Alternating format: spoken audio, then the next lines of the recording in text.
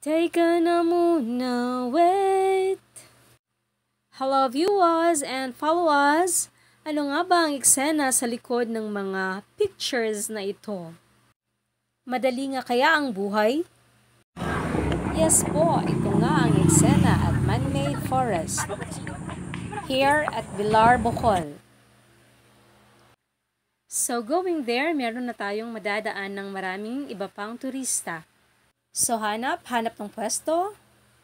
So it's like naka-time-lapse yung mga moves natin dito or kumbaga ninja moves or kaya move like jogger.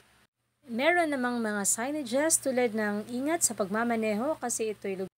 Kasi merong mga turista na nagpapakuha ng litrato.